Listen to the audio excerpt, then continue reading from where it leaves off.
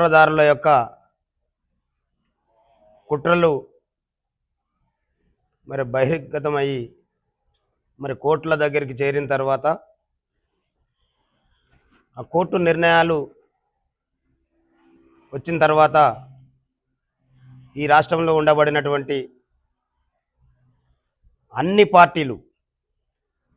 70-80 సంవత్సరాల నుండి మెజారిటీ ప్రజల్ని మోసపూరితమైనటువంటి మాటలతోనే మోసపూరితమైనటువంటి కుట్రలతోనే పాలించుకుంటూ మరే నేటి వరకు కూడా విద్య ఉద్యోగ రాజకీయ అవకాశాలు అందకుండా మరి ఈ జాతుల యొక్క వాటాని మరి దిగమింగి మరి ఇన్ని సంవత్సరాల తర్వాత ఏదైతే 42% రిజర్వేషన్ ఇస్తామని చెప్పి నోటికాడికి వచ్చినటువంటి ముద్దని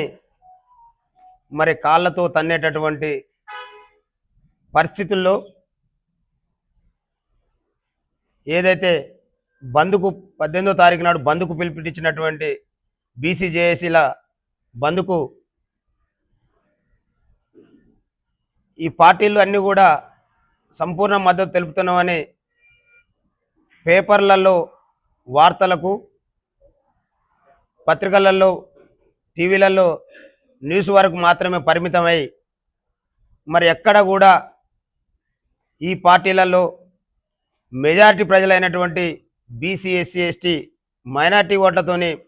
అధికారంలోకి వచ్చినటువంటి మరి యొక్క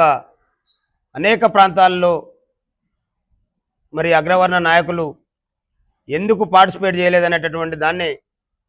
ఈ బీసీ సమాజం మరి తీవ్రంగా ఖండిస్తూ మరి బీసీ సమాజం అంతా ఇవాళ ఆలోచించాల్సినటువంటి సందర్భం. మరి ఇవాళ బీసీ ప్రజలారా మరి ఇవాళ ఆలోచన చేయాల్సినటువంటి సందర్భం. ఎక్కడ ఈ రాష్ట్రంలో ఉండబడినటువంటి అన్ని పార్టీలు బంద్కు పిలుపునిచ్చినప్పటికీ కూడా అనేక చోట్ల మరి పాక్షికమైనటువంటి బంద్ మాత్రం జరిగిందనేటటువంటి చర్చ జరుగుతూ ఉంది. అంటే ఈ రాష్ట్రంలో ఉండబడినటువంటి పార్టీలన్నిటికీ కూడా బీసీల యొక్క ఓట్ల మీద ప్రేమ తప్పితే మరి బీసీల యొక్క హక్కుల గురించి బీసీలకు అనేక సంవత్సరాల నుండి మరి జరుగుతున్నటువంటి 42% రిజర్వేషన్ మీద ఎలాంటి చిత్తశుద్ధి లేదనే దానికి మరి నిన్న జరిగినటువంటి బంద్, ఆ బంద్లో మరి వాళ్ళ యొక్క పాత్ర ఏందనే దాని మీద మరి బీసీ సమాజం ఆలోచించాల్సిందిగా మరి విజ్ఞప్తి చేస్తూ ఉన్నాం. ఈ యొక్క పార్టీలన్నీ కూడా మరి అసెంబ్లీలో కాంగ్రెస్ పార్టీ ప్రభుత్వం ఏదైతే ఆర్డినెన్స్ కానివ్వండి మరి 9వ నెంబర్ జీవో పెట్టిన రోజే మరి మెజార్టీ ప్రజలకు అధికారమే లక్ష్యంగా మరి ఏర్పాటైనటువంటి తెలంగాణ రాజ్యాధికార పార్టీ వ్యవస్థాపక అధ్యక్షులు శాసన మండలి సభ్యులు తీన్మార్ మల్లన్న గారు మరి నిండు శాసన మండలి సాక్షిగా మరి వారు మాట్లాడినటువంటి విషయాలు ఈ సమాజం అంతా కూడా మరి గుర్తు చేసుకోవాల్సినటువంటి సందర్భం. శాసన మండలి సభ్యునిగా మీ గుండెల మీద చేతులు వేసుకొని మరి ఈ బిల్లుతోని ఈ ఆర్డినెన్స్తోని మా జాతులకు 42% రిజర్వేషన్ వస్తుందంటే మరి మీ గుండెల సాక్షిగా చేతులు వేసుకొని చెప్పమని ప్రశ్నించినప్పుడు ఏ ఒక్క పార్టీ కూడా మాట్లాడకపోగా మరి వాళ్ళ నిలబడినటువంటి ఆర్డినెన్స్కు నిలబడినటువంటి 9వ నెంబర్ జీవోకు మరి ఏ రకంగా ఈ పార్టీలు మద్దతు ప్రకటించినాయో మరి బీసీ సమాజం ఆలోచించాల్సిందిగా విజ్ఞప్తి చేస్తూ ఉన్నాం. అంటే ఈ బీసీ సమాజం 70-80 ఏళ్ల నుండి ఏదైతే మోసపూరితమైనటువంటి మాటలు చెప్పి అధికారంలోకి వచ్చి ఈ ప్రజల్ని అనగారినటువంటి వర్గాలుగా ఎలాంటి అవకాశాలు దక్కకుండా చేసినటువంటి పార్టీలు మరి మళ్ళీ ఇవాళ బీసీల కోసం జరుగుతున్నటువంటి పోరాటంలో మళ్ళీ మోసం చేసేటటువంటి కుట్రల్ని ఈ సమాజం గుర్తించాల్సిందిగా మరి ఈ మీడియా ద్వారా ఈ మెజార్టీ ప్రజలైనటువంటి బీసీ ఎస్సీ ఎస్టీ మైనార్టీలందరూ కూడా విజ్ఞప్తి చేస్తూ ఉన్నాం. మరి వాళ్ళ వీళ్ళతోని బీసీలకు రాజకీయ అవకాశాలు కానీ బీసీలకు మరి విద్యా ఉద్యోగ రాజకీయాల్లో ఎలాంటి హక్కులు మరి